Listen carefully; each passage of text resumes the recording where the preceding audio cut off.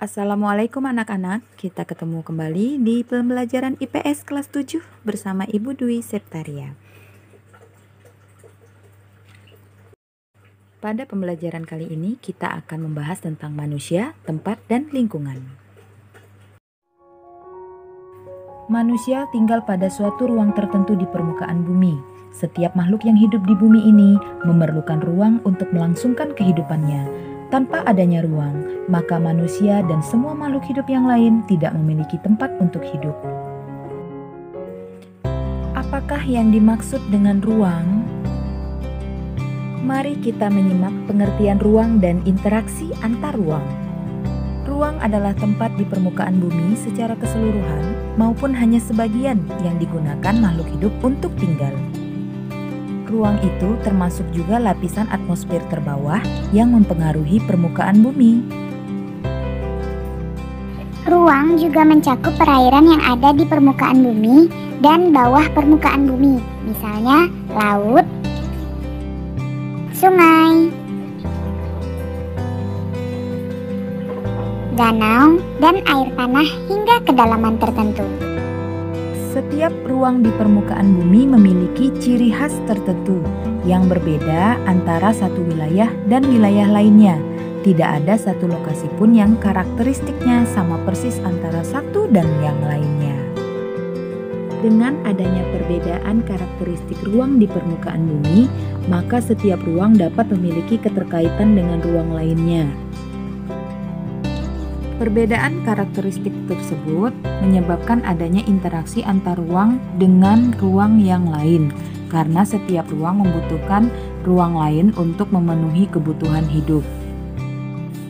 Contohnya wilayah pegunungan umumnya merupakan penghasil sayuran, sedangkan daerah pesisir menghasilkan ikan laut.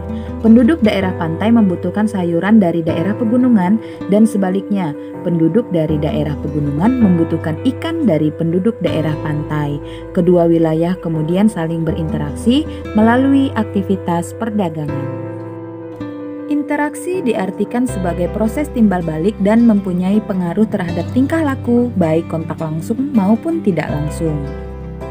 Interaksi dapat terjadi dalam bentuk perjalanan menuju tempat kerja, imigrasi, wisata, pengiriman informasi perdagangan internasional, dan lain-lain. Berikut adalah bentuk-bentuk dari interaksi.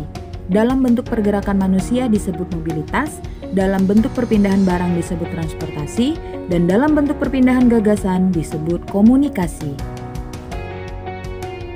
Terdapat beberapa kondisi saling bergantung yang diperlukan untuk terjadinya interaksi keruangan, yaitu saling melengkapi,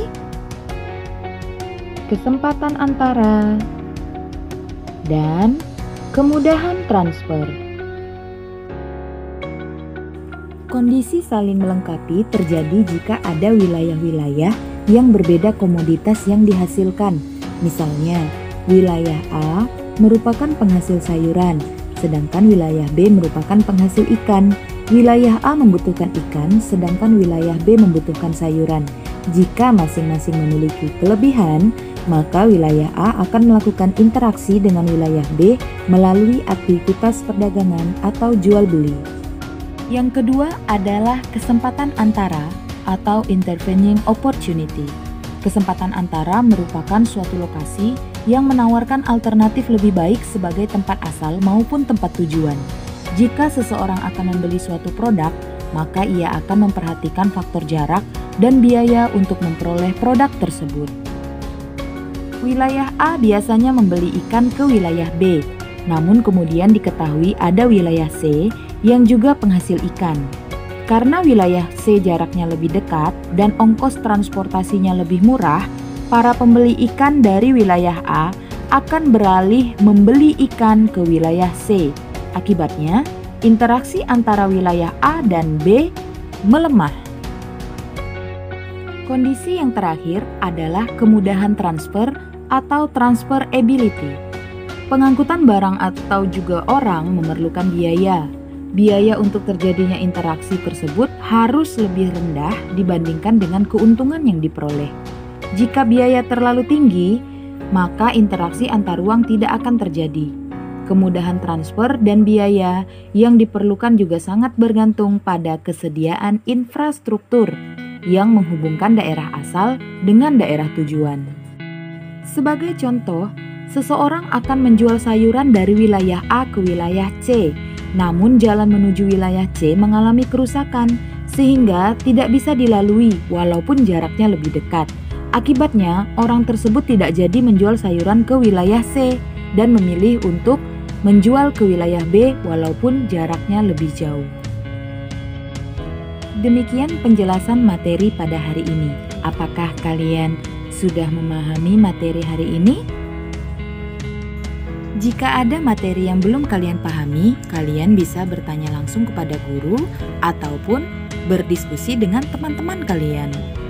Bagi yang sudah mengerti, silakan membuat kesimpulan di kolom komentar dari materi yang sudah disampaikan pada hari ini. Terima kasih sudah menyimak video ini. Assalamualaikum, sampai ketemu lagi.